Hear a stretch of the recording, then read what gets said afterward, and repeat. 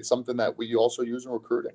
We're gonna kind of take care of your mind, body, and spirit here, and we're gonna give you great opportunities, but we're gonna provide the resources for you to be successful and be the best version of yourself that you can be.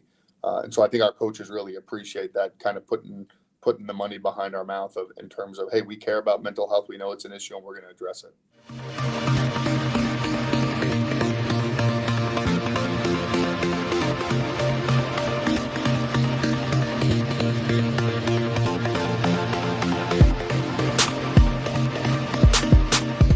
Welcome into another great week, another great conversation. It's a pleasure to have North Dakota State Athletic Director Matt Larsen with me. I got to know Matt from my time back covering TV in Fargo. Matt, it's good to reconnect with you after all these years.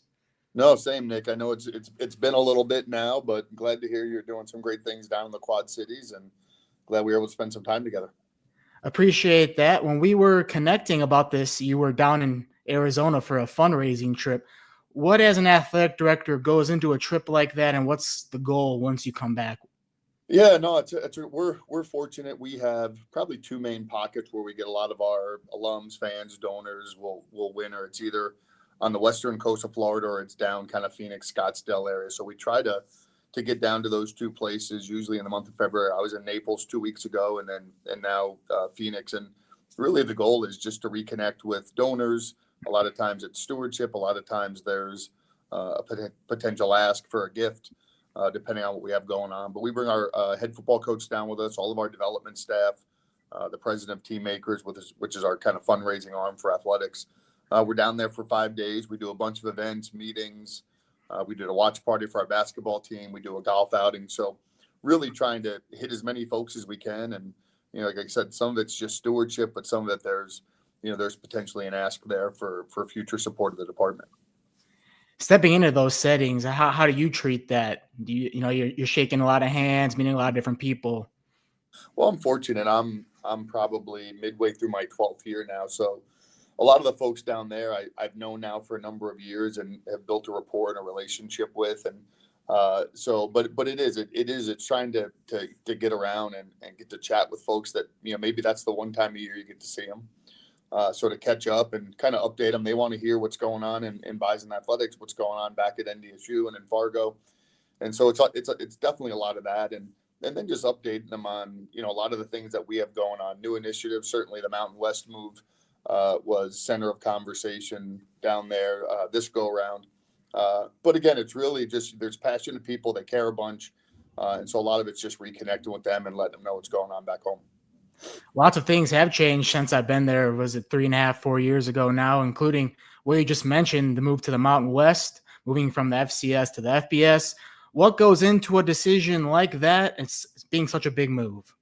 Well, there's a lot of pieces. I think one, kind of first and foremost, it's, when you have large scale athletic decisions like this, it really is an institutional decision. So it's not athletics administrators or myself in a vacuum making that decision. There's a lot of conversations with our university president, university leadership, and is this the right move for NDSU, not just the football program? And so spent a lot of time with those folks talking about this. There's a financial component to it too, and I think at the end of the day for us, it was the opportunity to play football at the highest level, which is something that we've aspired to do for a number of years, aligning with institutions that look like us, kind of mid to large state institutions. And then I think more than anything else, this was a 30 to 40 year decision versus, what was best for the next couple of years. And so we just saw it as a really long-term decision that aligned with kind of the trajectory of NDSU and where we were looking to go. So from that standpoint, it was an easy decision because just see it as an investment in our future. What was appealing to the Mountain West in general? For us being for them or for them liking NDSU? Both. Yeah. Yeah. I think for us, the Mountain West was a league that made the most sense for us. I think one, just geographically, where we're located, we're a little more isolated in North Dakota. There's not a ton of FBS conferences nearby, but when you looked at their profile, geography, the level of success that they've had from top to bottom in a number of sports, but obviously particularly football here, it just really seemed like the right fit. And I think from their perspective, they see a program that has had success, not just at the FCS level, but over the course of our history, 18 national championships in the sport of football across Division II and FCS, and one of the most historic runs, that you got a chance to witness some of that over, the last decade plus. And so I think they see that, NDSU is, the trajectory continues to go up. They see it as a program that's adding value on the football field, but also institutionally. So it just seemed to be a really good fit for both the league and for us. I saw the away schedule came out as well. So you have games, you're going to UNLV, so Las Vegas and Hawaii too. So just to have the Bison brand out there in those markets far west, what does that do for the program? Well, and I think that was a lot of the motivation too. I mean, as fortunate as we've been locally, to have our games broadcast about across the state of North Dakota, the level of success we've had nationally, winning FCS national championships, the exposure and the brand, the linear television opportunities we're going to have through the Mountain West, being on national TV more regularly helps get our brand out there. I'm excited for our fan base when you talked about some of the destinations that they'll be able to go. So in a lot of ways, the excitement of new teams, new fan bases, new destinations, I think is really intriguing for us, for our players, for our coaches, for our fans, potential new rivalries and opponents out there. So we're really excited. And again, the reaction, I think, from our fan base, from people around our region and even nationally has been overwhelmingly positive. So looking forward to actually adding some dates to that schedule. I know we have our opponents home and away, but if that was probably the biggest question we got down in Arizona was when can we anticipate a schedule? And we're hoping in the next week or so to have that finalized and get it out and folks can start planning their travel this fall. When I talked to you, after, going to FCS championships, I mean, that became a reality of a thing for everybody to go party down in Texas or now Nashville. And you always say, never gets old every time I ask you that question every year. What was the hardest part about leaving the FCS? Because I know how great of a partnership you had with with Missouri Valley. It was. I mean, we have great rivalries. The other three Dakota schools are in the Missouri Valley Football Conference, and we've built great rivalries with SDSU, UND going back to our Division II days, and even USD over the course of the last couple of years. And I said this when we made this announcement that this had nothing to do with FCS. This was really more about what was best for NDSU. FCS football has been great to us. We've had unbelievable experiences, championship level experiences, some really great memories, great wins, great losses, all of that. And so I don't think anybody in our program would trade the last 15 plus years at the FCS level. And we'll miss some of those rivalries, absolutely, without a doubt. But again, we look at what, on the horizon of just some new opportunities and new opponents. And so I think we're really looking forward to that. But like I said, FCS had been phenomenal to us. But, this is just a time in our history that a change was needed. And hopefully, we'll look back 40 years from now and say, you know what, hey, that was the best decision we made. How much does NIL play into this too? Because you now see the transfer portal and things. The FBS teams are going into the FCS and getting players and bringing them up to those teams. How does that play a factor into this too? Well, I think honestly, nobody's immune to NIL, regardless of what level of football. Even we're starting to see it trickle down to the Division II, where you're starting to see Division II players leaving and coming up to Division I. So really, nobody's immune.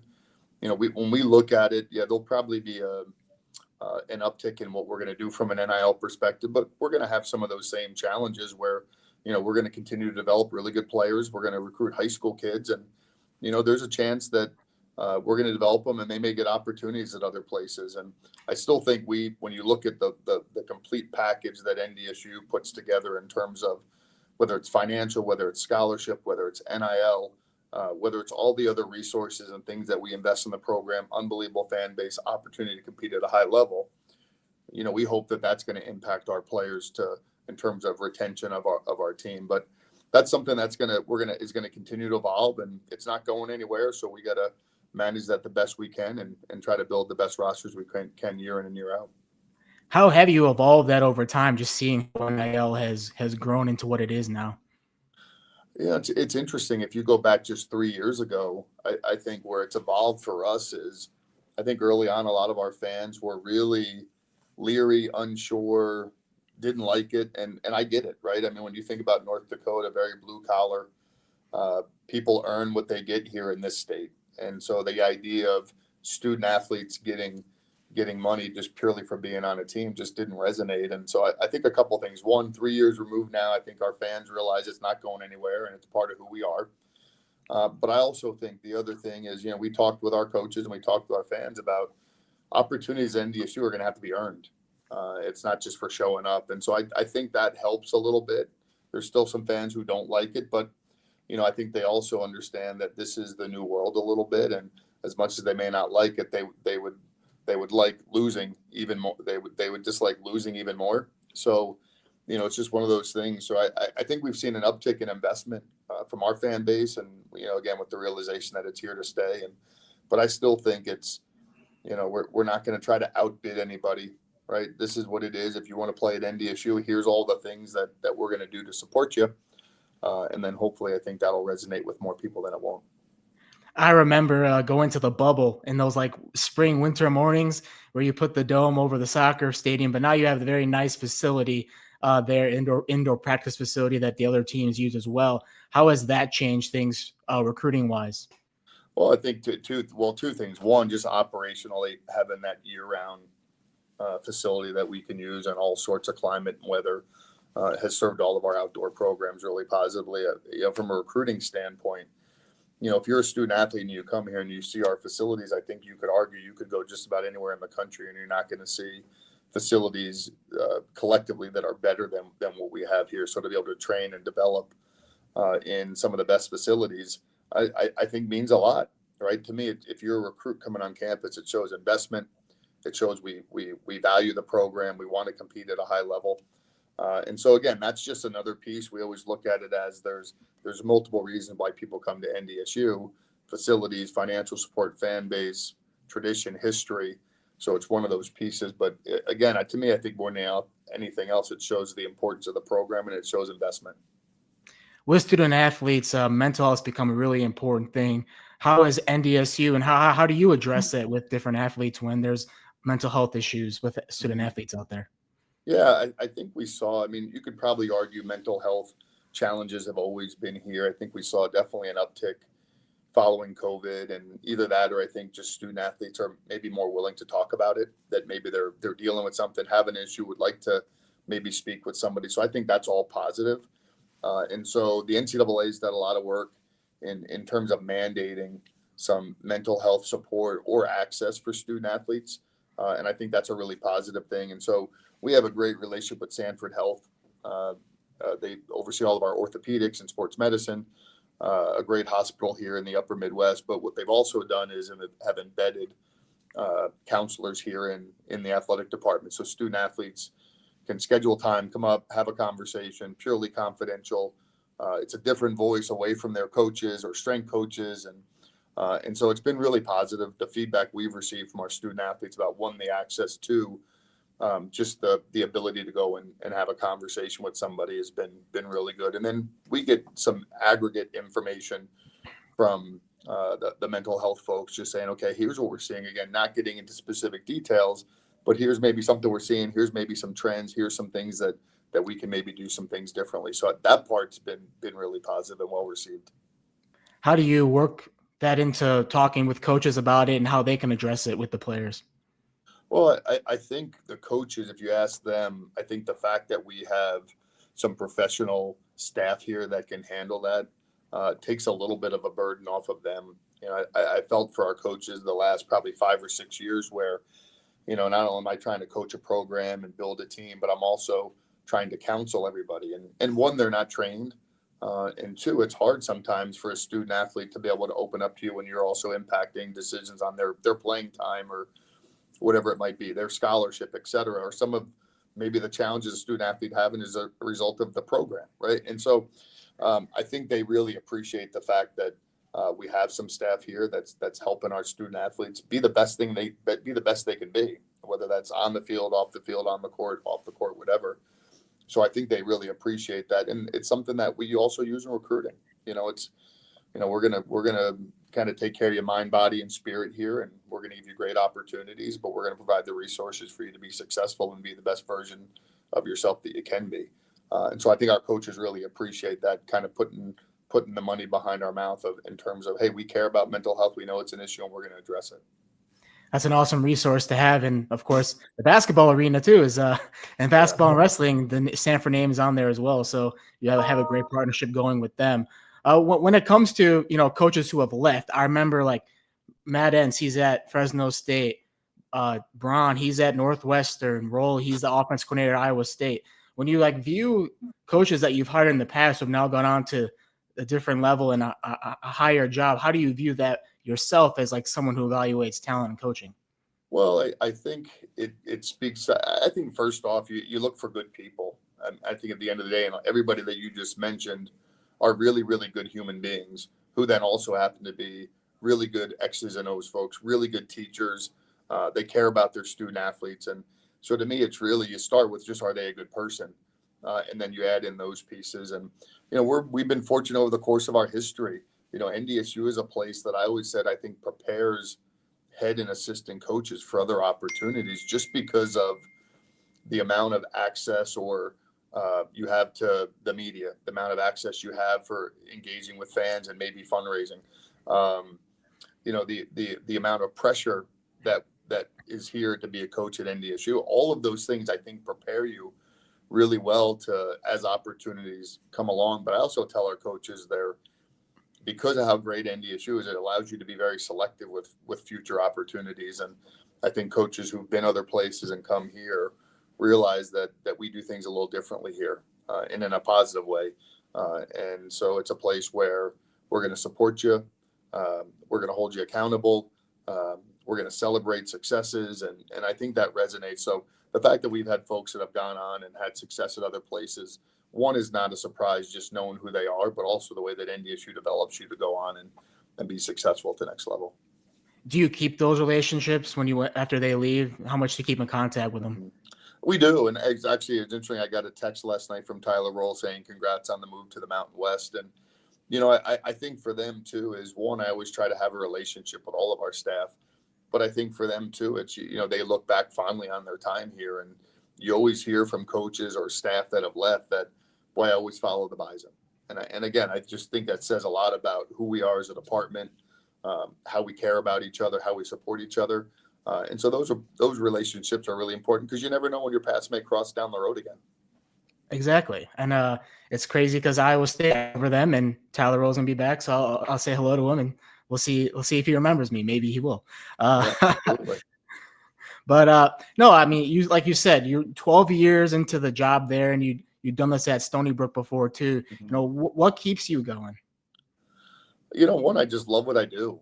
And, I think people would tell you now in college athletics, there's challenges with all the things that we're trying to manage nationally and things that we don't necessarily have control over. But, I always focus back on why I got into this industry. And it was about having a positive impact on young people. And, I still enjoy going down to practice and talking to our student athletes. I still enjoy, them coming up to my office and sharing some news, or I enjoy watching them go out and compete.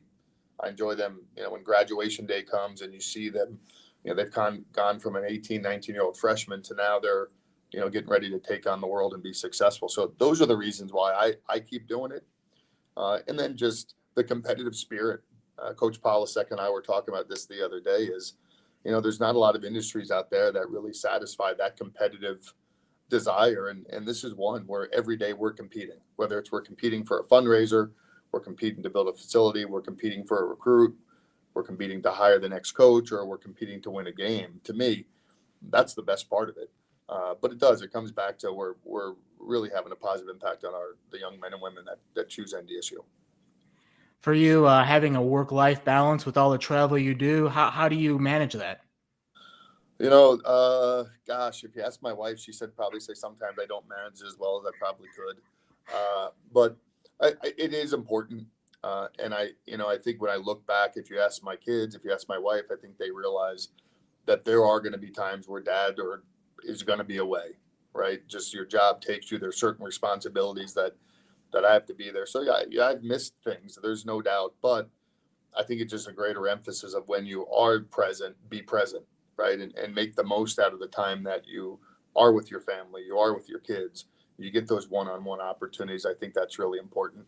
Because the other thing I love about college athletics, and even now we have some staff that have younger families, the fact that they come to work, they're at games. And so even though you're working, sometimes you're still getting some of that family interaction. And I think that's important. I valued that when I was a young professional. And so to still be able to support that with our younger staff, I think is really important. That's what I hear from a lot of coaches and people in the industry that you're in too, is just like shared experiences with family and how important that is. It really is. That's not a lot of places can you bring your family to work with you while you're working, right? And there's just opportunities for us to be able to do that. And, this is not a business where you're going to work 40 hours a week. You're going to work nights and weekends. You're going to work, depending on the time of year, 60, 70, 80 hours a week. That's just what it is. It's more of a lifestyle than a job. And so I think your spouse needs to understand that. I think your kids need to understand that. But again, you also need to make sure that they're central to your life too, and you're making sure you're paid. You can do both well, but you gotta make sure you're putting the time in to do that. Final thing to kind of wrap things up here, for someone who wants to be an athletic director or kind of work in that industry, in the athletic department office, what advice would you have for them? Well, one goes back to be a good person. Work your tail off. All the things that you probably learn at a young age. To me, those things carry true. Work ethic. Like I said, be a good person. Be open to new things and challenges. The ability to build relationships is really important. And as a young administrator, be a sponge. Don't think you don't have to have all the answers on day one. All right. So come in, be willing to learn, be willing to get out of your comfort zone, because those are the things that are going to allow you to grow. Because we've all had failures along the way, right? But those are the things that make you better. And so just got to be willing to put yourself out there and just work your tail off. You work your tail off, good things are going to happen, because most people in our industry, they don't come in at the top, right? You come in as a graduate assistant, you're an entry level person working event operations, or you're working in communications, and just work your tail off, learn every single day, and those opportunities will present for you to grow if that's something that you want to do. Great advice from someone who's been very successful in the athletic department business. Matt, thank you for taking the time to hang out here on Couzin's Conversations with me. Awesome. Thanks, Nick. Good seeing you again. Yeah, you too. And good luck with Mountain West. Thank you.